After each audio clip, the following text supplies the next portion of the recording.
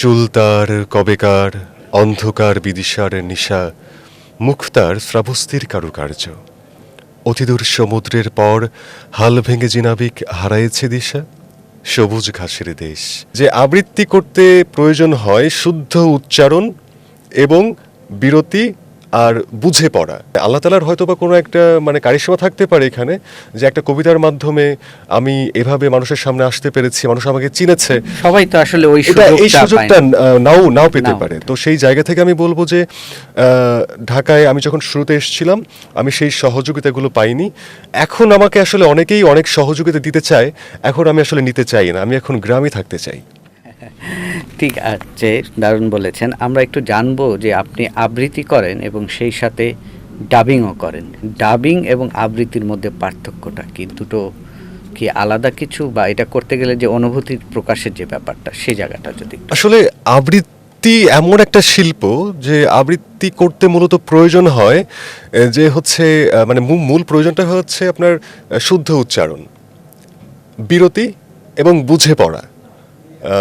এটা আমি আবারও বলছি যে আবৃত্তি করতে প্রয়োজন হয় শুদ্ধ উচ্চারণ এবং বিরতি আর বুঝে পড়া।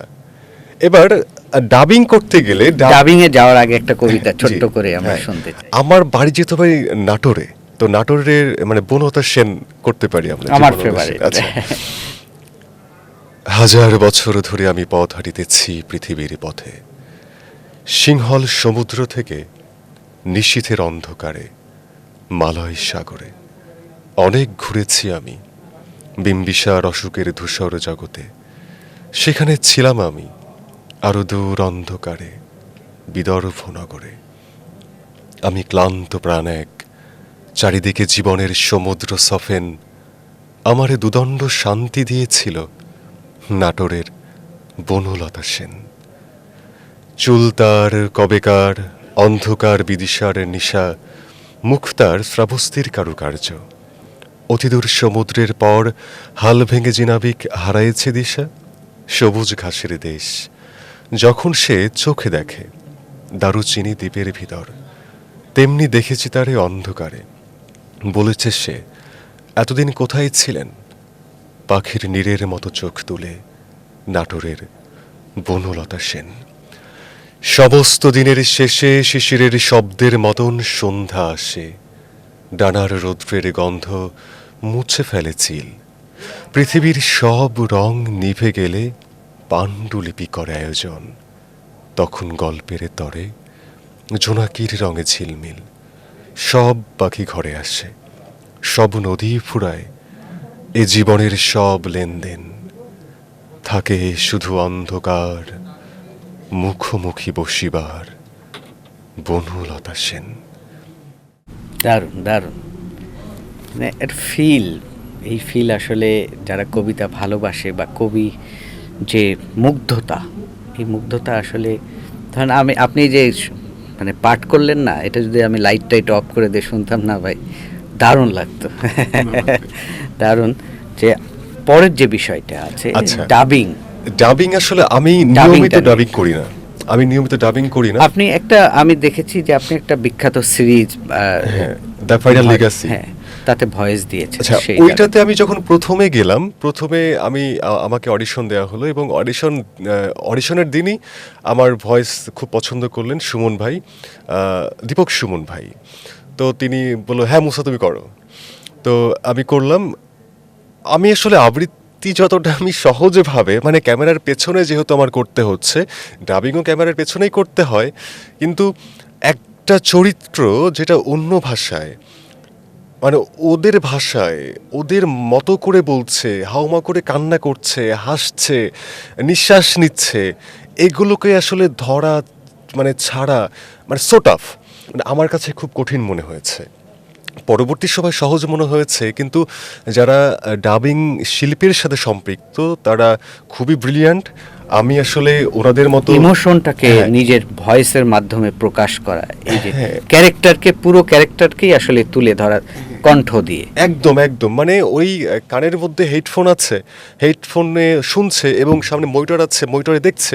এবার দেখার পরে একটা মানুষ ওই চরিত্রে ডুব দেওয়া, যেমন আমি সাইদ চরিত্রের ভয়েস দিয়েছিলাম, আমার আসলে ডায়লগুলো মনে পড়ছে না, তবে একটা লাইন ছিল এরকম যে, বলো লা ইলাহা ইল্লাল্লাহু মুহাম্মাদুর রাসূলুল্লাহ।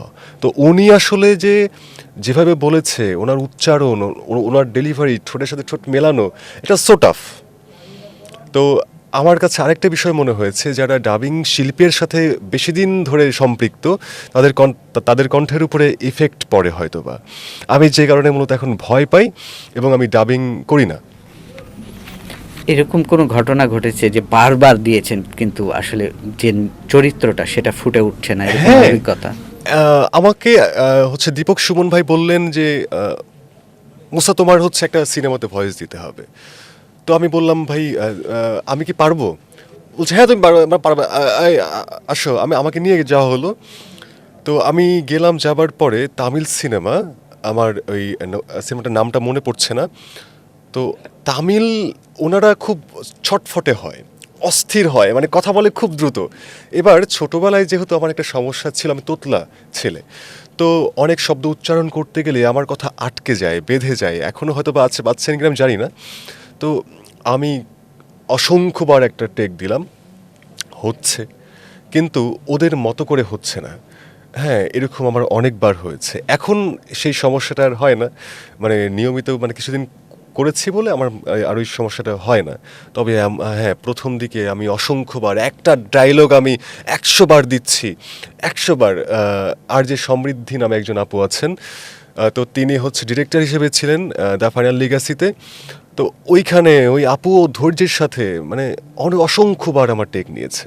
এটা আমি মানে তুমুল একটা মানে নার্ভাস হয়েছিলাম, এবং সেই নার্ভাস হওয়ার কারণে আমার কথা আরও বেশি আটকে যাচ্ছিল, এবং আমি আসলে প্রপার ওয়েতে মানে চরিত্রে ঝাঁপই দিতে পারছিলাম না। পরবর্তী সময় ধীরে ধীরে ধীরে ধীরে তাদের সঙ্গে যে সম্পর্ক ওঠা বসা, ওটার মাধ্যমে পরে আমি ওটা কাটিয়ে উঠতে পেরেছি।